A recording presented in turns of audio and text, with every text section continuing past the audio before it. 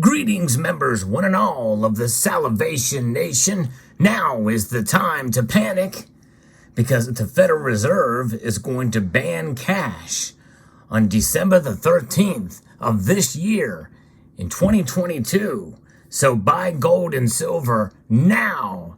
Those are the words, essentially, of an analyst that says that this is going to be happening very soon. And we're going to talk about it in this video.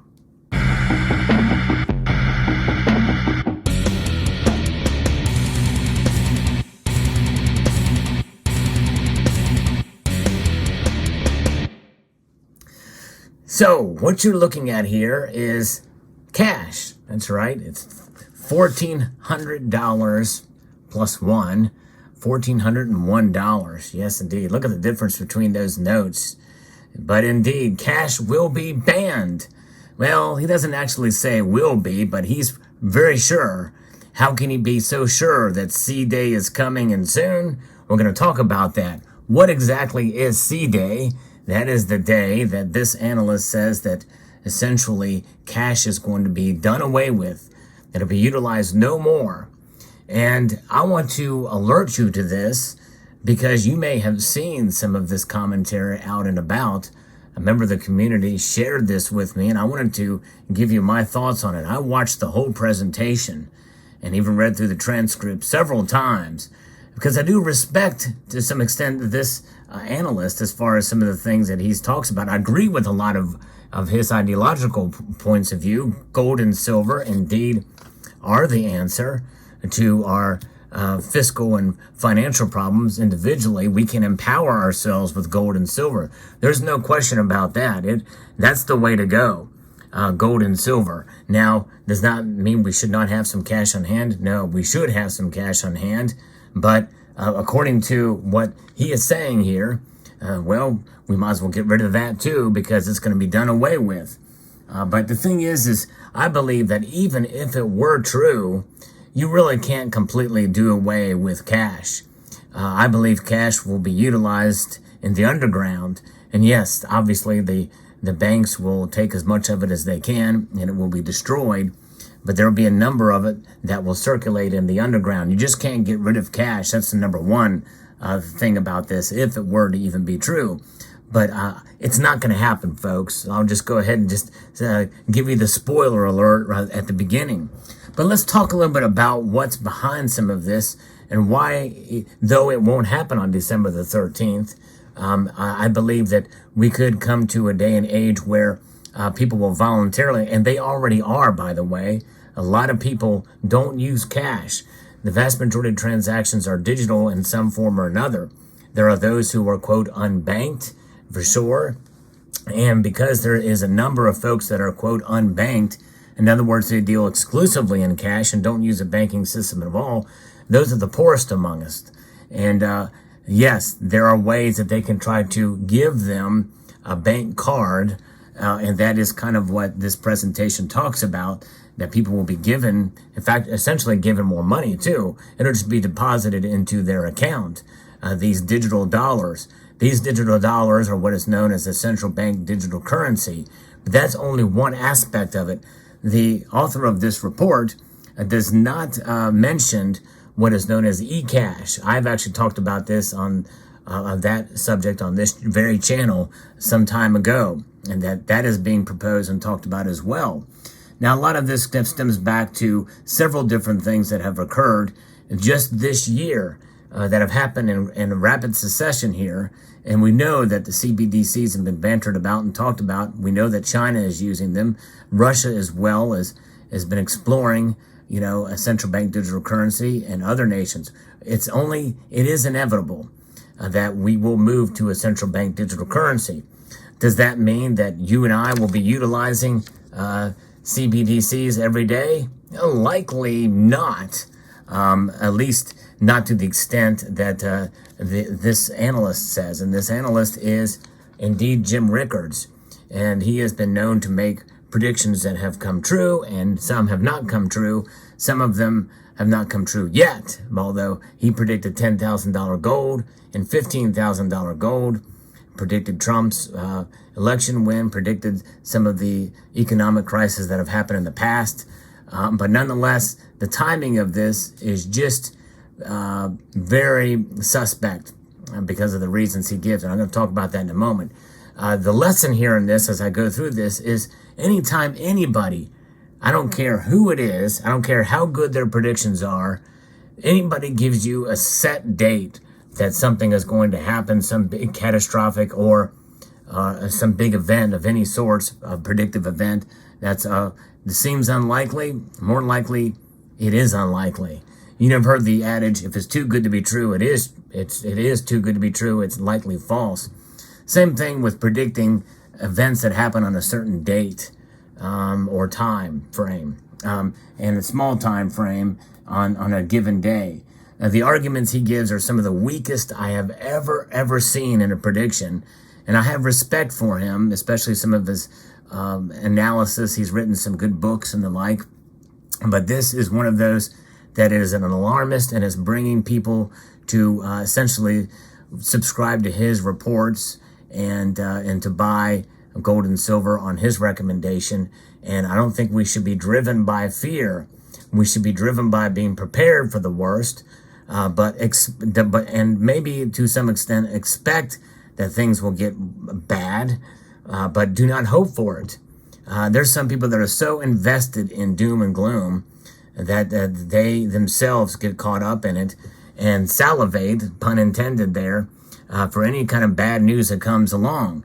That happens both not only in terms of your own personal investment in some of the doom and gloom and some of the preparedness, stockpiling, and I'm not against prepping at all, but some people have stockpiled so much and spent so much time and energy in it, and they want it to happen so they can feel validated and vindicated in their beliefs.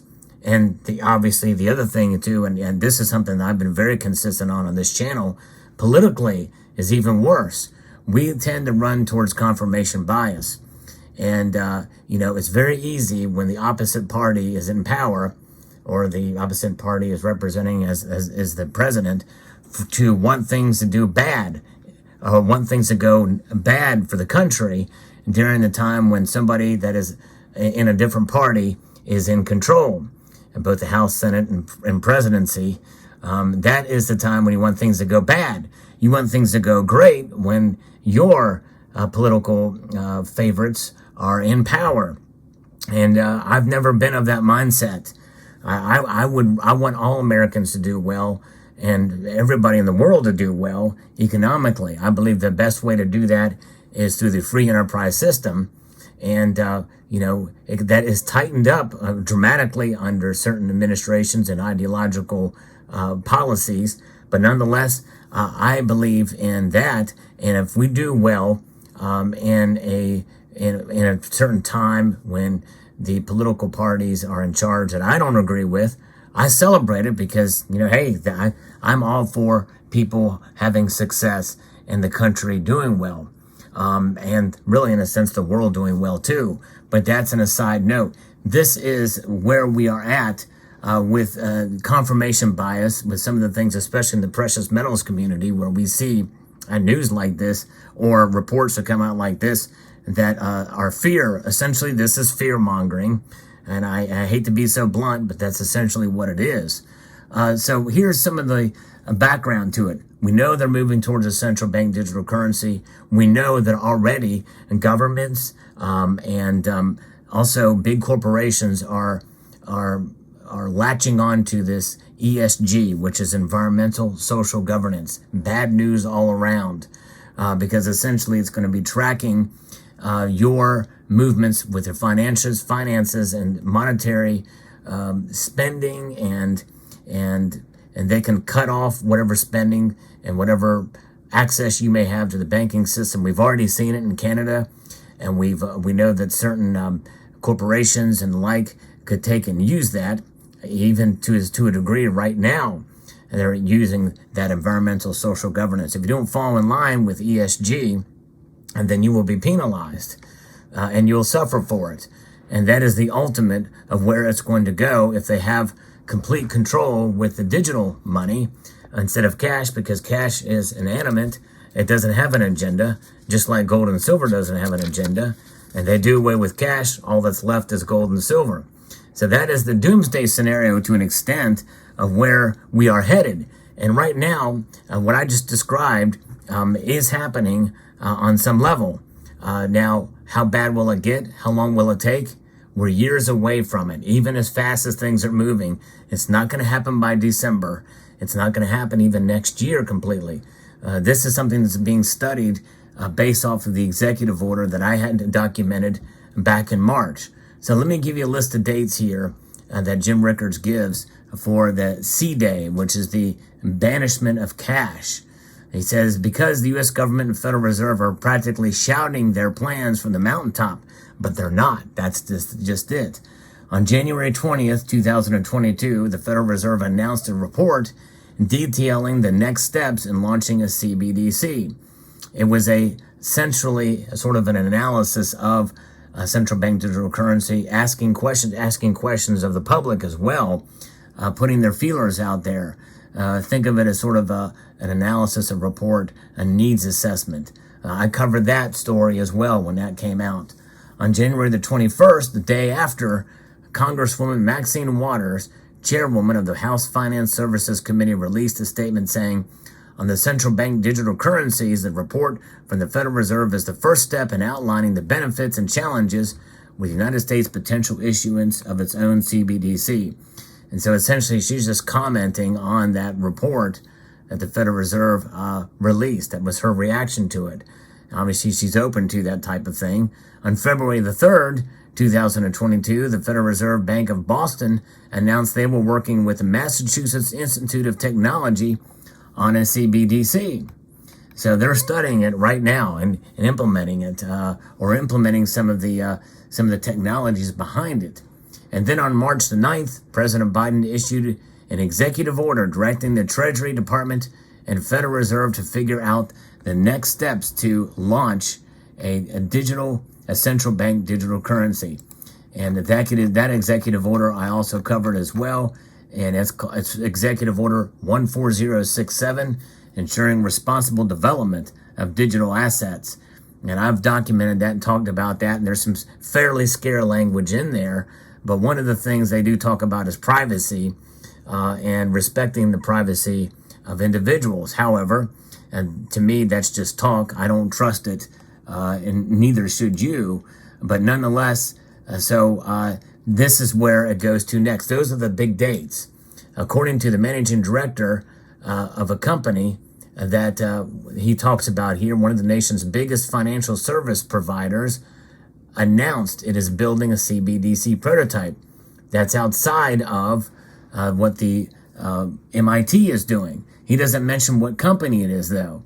The managing director of this company, an unnamed company, by the way, what they are building will maintain many of the existing elements of our currency today. So it's effectively representing the US dollar, but in a digitized form and on a blockchain. Now, if that's true, he didn't name the company, then, that's kind of lockstep with what the Boston Fed is doing through MIT. And that's different than the digital dollars that we're aware of today, which essentially is just, a card, or you make a payment through an e-check or ACH transaction. Those are private. Those are not being tracked. A blockchain is a ledger. It's an online ledger. It knows of the transaction, the time, date, all the metadata of the transactions that occur. Right now, that's not there, and it will be maintained by the government if they do that. Gold and silver doesn't have that. So he's saying buy gold and silver. And I'm not against buying gold and silver. A lot of the stuff I'm not against. In fact, a lot of the stuff I agree with him on what's coming, just the timing of it. And the alarmism tied to it is what I have a problem with. And that's why I'm bringing this video to you. So he says that they are turning the US dollar into a CBDC. But that's not what's happening at all right now. There is essentially prototypes. There's studies that are being done on it. We're not in a CBDC. It's not being turned over into that yet. And I think that's years away, a couple of years away, probably 4 or 5 years away before that actually is implemented. There is time, but at the same time, we should be paying attention to this stuff. And this is one of the reasons why I talk about it on this channel. But nonetheless, we also have to keep a balanced view and realize not to fall into this alarmism and fear-mongering, which is what this is. Sadly, this is what this is. So, according to the company, which is what I mentioned before, this biggest financial service provider, who is that? Is it J.P. Morgan? We don't know. He should have listed who it was. The project that he's talking about will be completed as soon as October 2022.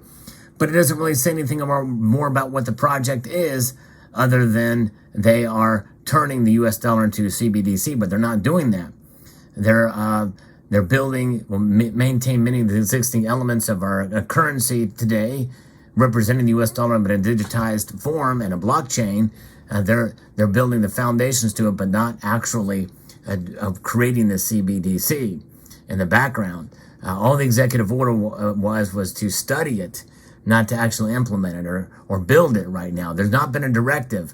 It's not been congressionally approved yet to build a CBDC. It would be foolish for any company to actually build a CBDC without congressional mandate, because the Fed can't do that on their own. So anyways, he goes on to say that the pieces are all in place, but they are not, as I have just outlined. The timeline is clear. No, it's not clear, because as soon as October 2022 does not mean that it's going to be finished in October 2022. You're inferring that it will be. Anyways, so here's how he goes and gets to the date, December 13, 2022. There's a Federal Reserve meeting scheduled for December the 13th, 2022. Okay, so what? So what that there's a meeting scheduled for December 13th, 2022? You're essentially flipping. There's no way that the Federal Reserve or the government or anybody can just flip a switch. Essentially, that's what it would be. You can't have a report in an executive order to study essentially this executive order again. It's a ensuring responsible development of a digital assets. It lays out the outline to look at it responsibly. It doesn't say to build it. In fact, Biden does not have the authority to do that. It must be done through Congress. So there's that.